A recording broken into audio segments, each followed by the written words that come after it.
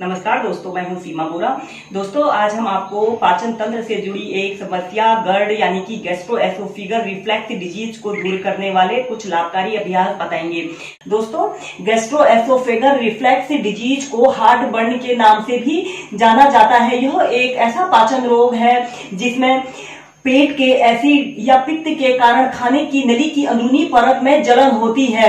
दोस्तों, इस समस्या को दूर करने के लिए सबसे पहला अभ्यास हम करेंगे वज्रासन। इसे करने के लिए आपने ऐसे दंडासना पर बैठ जाना है। कमर गर्दन आपने अपनी बिल्कुल सीधी रखनी है। फिर इसके बाद आपने अपने राइट पैर को ऐसे घुटने से मोड़ लेते हैं और लेफ्ट पैर को भी ऐसे घुटने से ऐसे मोड़ लेना है और आपके दोनों पैर के अंगूठे एक दूसरे को स्पर्श कर रहे हो और पैर की एड़ी पर ऐसे बैठ जाना है। थोड़ा सा पैर की एड़ियों के बीच में आपने ऐसे स्पेस रख लेना है। ऐसे वज्रासन पर बैठ जाइए। अपने दोनों हाथों को ऐसे अपने घुटनों के ऊपर ऐसे रख लीजिए या फिर आप अपने दोनों हाथों को ऐसे अपने दोनों हाथों की उंगलियों को ऐसे मोड़कर अपने अंगूठों के नीचे से ऐसे लगा लीजिए। वायु मुद्रा, इस वायु मुद्रा को करने से वात विकार दूर होते हैं और यह इस समस्या को दूर करने के लिए बहुत ही अच्छी मुद्रा होती है। ऐसे ही इस वज्रासना को आप खाना खाने के तुरंत बाद या किसी भी समय प्रैक्टिस कर सकते हैं। दोस्तों, सभी योगासनों में यह वज्रासन एक सर्वश्रेष्ठ आसन है और एकमात्र एक ऐसा अभ्यास है जिसे आप खाना खाने के तुरंत बाद या किसी भी समय प्रैक्टिस कर सकते हैं।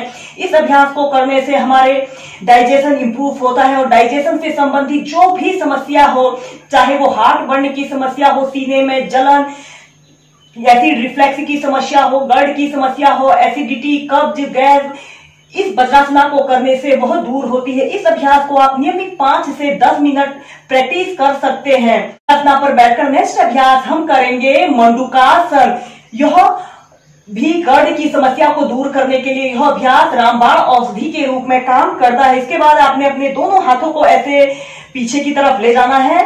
ऐसे ही वज्रासन पर बैठकर अपने दोनों हाथों को पीछे ले जाकर ऐसे इंटरलॉक करते हैं। लंबी गहरी श्वास अंदर भरते हैं और श्वास छोड़ते हुए धीरे धीरे ऐसे आगे को झुक जाते हैं। अपने माथे को ऐसे जमीन पर स्पर्श करने की कोशिश कीजिए और अपने दोनों हाथों को पीछे से ऐसे ऊपर उठा लीजिए। जो पहले आप इसे 30 सेकंड ऐसे ही होल्ड करके रखें, फिर आप 2 मिनट या फिर अपनी फ्लेक्सिबिलिटी और स्ट्रेंथ के अनुसार जितनी देर इसे मेंटेन करके रख सकते हैं उतनी देर इसे मेंटेन करके रखें।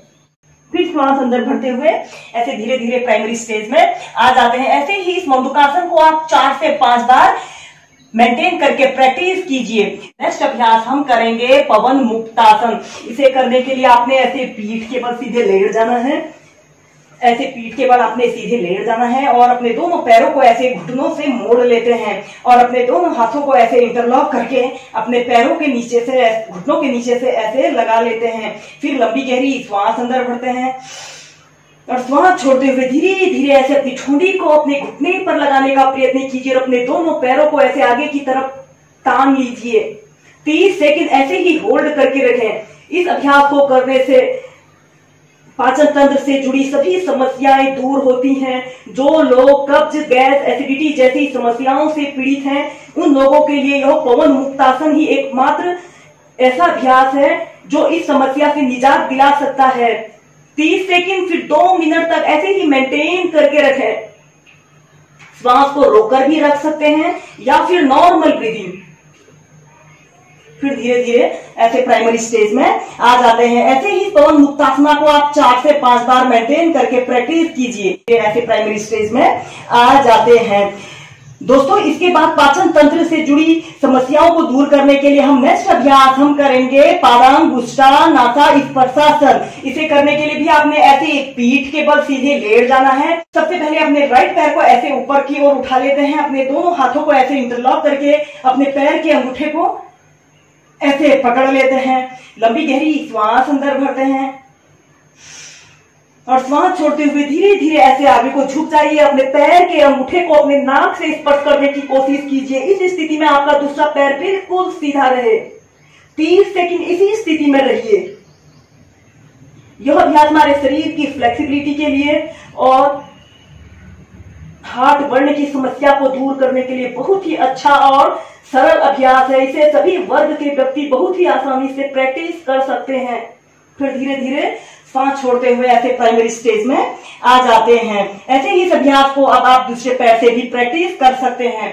अपने लेफ्ट पैर को ऐसे घुटने से मोड़ते हुए अपने दोनों हाथों को अपने पैर के अंगूठे को ऐसे पकड़ लेते हैं। लंबी गहरी श्वास अंदर भरते हैं और सांस छोड़ते हुए धीरे धीरे ऐसे अपने पैर के अंगूठे से को अपने नाक पर स्पर्श करने की कोशिश कीजिए। 3 सेकंड ऐसे ही होल्ड करके रखेंगे। इस स्थिति में आपका दूसरा पैर बिल्कुल सीधा रहे।